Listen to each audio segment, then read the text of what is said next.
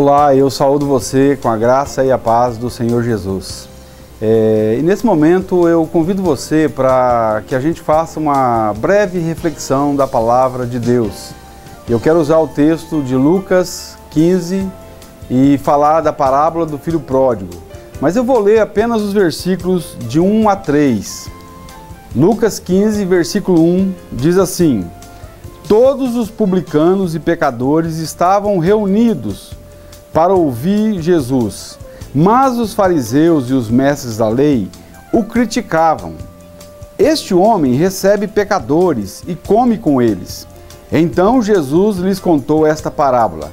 Então, só para você entender, aí Jesus contou a parábola da ovelha perdida, a parábola da dracma perdida e também a parábola do filho pródigo, a parábola do filho pródigo. Então, essa parábola do filho pródigo, eu creio que seja a parábola mais usada, mais conhecida das Escrituras Sagradas. É um dos textos bíblicos mais usados. Existem filmes, peças de teatro e muitas coisas em torno dessa parábola. Nós devemos levar em consideração que uma parábola, ela não é uma história verídica que aconteceu, mas é um caso contado para comunicar, sabe, uma grande lição e levar os ouvintes a uma reflexão. Por não ser um fato verídico, nós devemos considerar que não se deve extrair doutrinas de parábolas. Bem, vamos entender o contexto da parábola. A parábola do filho pródigo, ela faz parte de uma série de 3 parábolas. A chave para entendermos essa parábola nos é oferecida nos 2 primeiros versículos do capítulo 15, que diz assim: E chegavam-se a ele os publicanos e pecadores. Chegavam a quem? A Jesus, para o ouvir. E os fariseus e os escribas criticavam Jesus, dizendo: Este recebe pecadores e come com eles. Jesus, ele está comendo com pecadores e publicanos, que eram os cobradores de impostos. Os fariseus, eles chegam até a porta e não entram. E eles condenam a atitude de Jesus, que fala com os pecadores. Então, Jesus, para responder, ele conta 3 parábolas. A parábola da ovelha perdida, preste atenção, que estava perdida fora do aprisco. A parábola da dracma perdida, que estava perdida dentro de casa. E a parábola do filho pródigo, que mostra 2 filhos, um que estava perdido fora de casa e um que estava perdido dentro de casa. Jesus conta essas parábolas para que, de alguma forma, tanto o grupo dos pecadores e publicanos refletissem, quanto o grupo dos fariseus e escribas também refletissem. Se você parar para analisar, os pecadores e publicanos, eles representavam ali na parábola o filho pródigo, enquanto que os fariseus e os escribas, os mestres da lei, representavam o filho mais velho, que ficou na casa no começo. Então, a gloriosa verdade é que o amor de Deus, ele chama ao arrependimento tanto pecadores e publicanos, como escribas e fariseus. Ele chama a gente, nós, para o arrependimento. Então, eu quero falar sobre esses 2 filhos perdidos. Um que estava dentro e um que estava fora de casa. E eu quero falar primeiro do filho pródigo nessa mensagem. E semana que vem eu vou continuar falando do irmão mais velho. Então, vejamos as características do filho pródigo. Ele tem uma atitude egoísta. Para analisar. Ele não pensa no pai, ele não pensa no irmão, ele pensa tão somente em si mesmo. Ele quer seguir o seu próprio caminho. E Provérbios 14:12 diz que há caminho que ao homem parece direito, mas o fim dele é a morte. Então ele pede a herança para o pai e ele acha que vai ser feliz, sabe? Longe de tudo. Como muitas vezes eu e você achamos que vamos ser felizes do nosso jeito, sabe? Levando a vida do nosso jeito. E muitas vezes nós quebramos a cara. Então a segunda característica do filho pródigo aqui é que ele quer viver longe da casa do pai. Ele sai da casa do pai. Era como se ele dissesse ao pai: olha, já que o senhor não morre logo, me dá a herança que eu vou sair, eu vou curtir a vida. E no contexto judaico, se você parar para analisar, esse filho merecia o apedrejamento, porque ele estava querendo que seu pai morresse antes do tempo. Tem muita gente que, mesmo afirmando que creem num Deus, vivem como se Deus não existisse. E assim todo ser humano, ele tem um coração parecido com o do filho pródigo. Muitos não ligam para esse papo de Deus, sabe? E são egoístas e ingratos e preferem viver longe do Pai. Terceira característica, ele busca satisfação nos prazeres do mundo. Esse filho, ele sai em busca desenfreada por satisfação. Ele quer curtir a vida, ele quer prazer, ele esbanja todo o seu dinheiro. A palavra pródigo quer dizer esbanjador, por isso chamado filho pródigo, porque ele esbanja toda a fortuna do seu pai. E enquanto ele tem muito dinheiro, ele tem muitos amigos. Enquanto ele tem muito dinheiro, ele tem muito prazer. Mas quando acaba o dinheiro, acabam-se os amigos, acaba-se o prazer. Então veio um momento de grande fome naquela região e esse homem, esse filho pródigo, ele começou a padecer necessidade. Então veio um tempo de muita escassez, sabe? Muita fome naquela região. E esse jovem começou a passar necessidade. E ele foi cuidar de porcos. Olha, e cuidar de porcos para um judeu era pior do que pedir esmola, sabe, na sinagoga judaica. Era algo horrível. O dinheiro acabou do bolso e a satisfação acabou no coração. Lamentável situação desse jovem.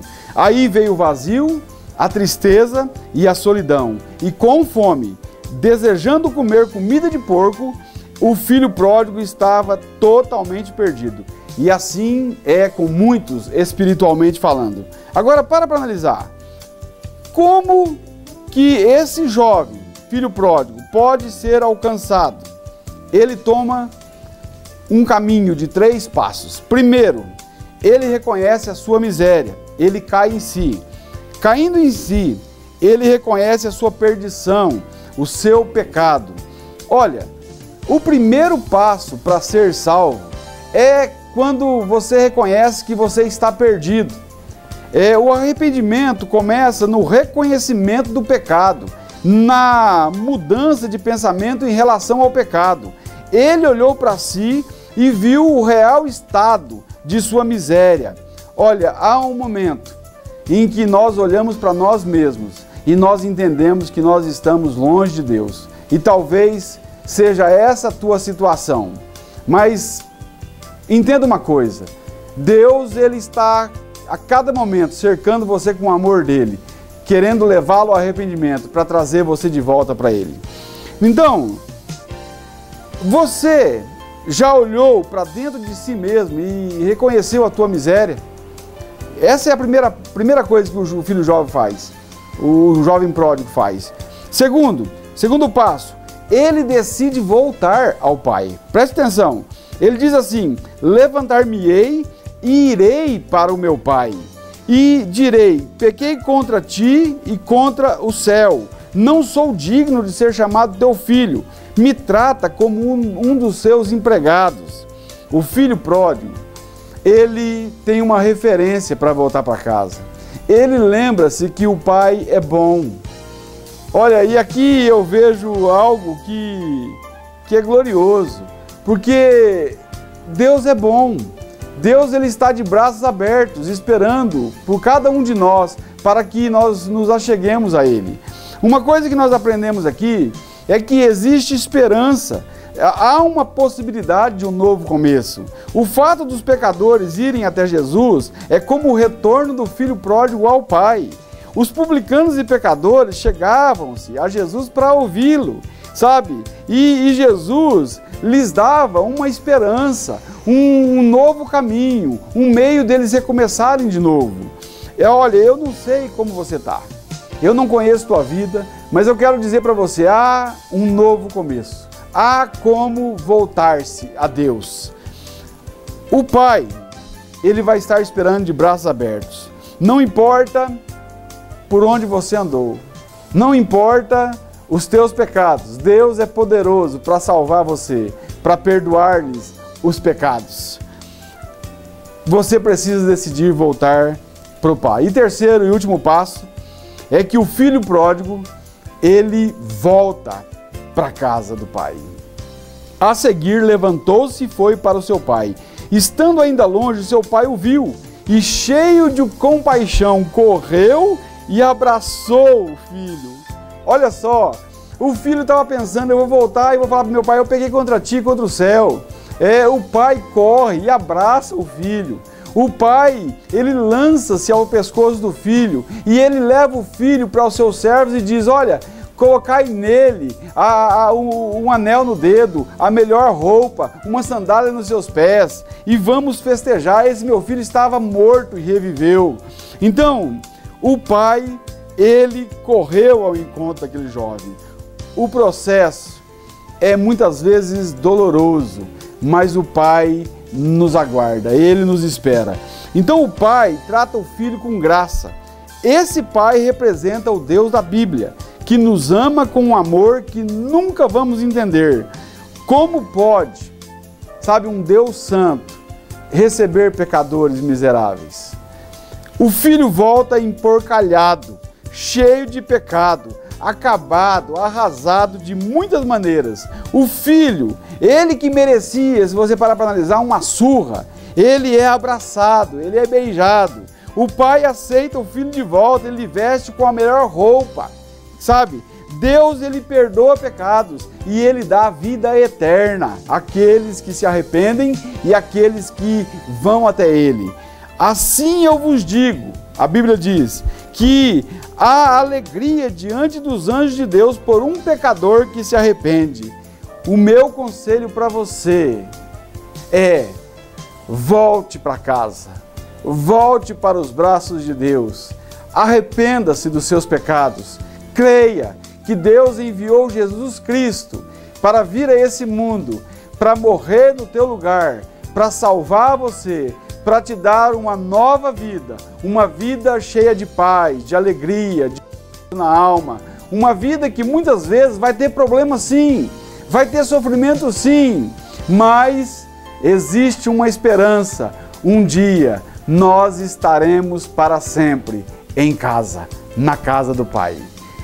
O desejo do meu coração é que você vá até o Senhor, corra para os braços dele, e Ele então vai alcançar você com a sua graça, com a sua misericórdia, com o seu amor e com tão grande salvação, e vai acolher você nos seus braços.